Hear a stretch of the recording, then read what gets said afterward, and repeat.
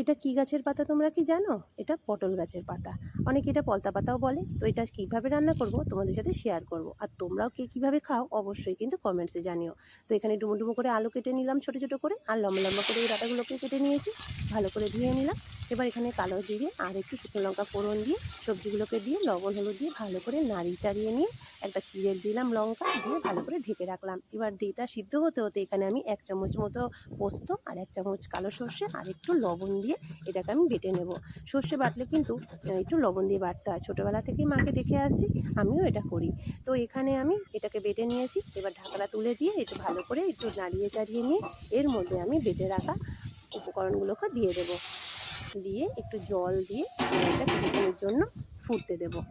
ফুটে উঠলে একটু শুকিয়ে গেলে একটু গামাখা হলেই এর উপর দিয়ে দিয়েছি সামান্য পরিমাণে একটু চিনি দিয়ে ভালো করে নাড়িয়ে চাড়িয়ে এটাকে আমি সার্ভ করে দেবো।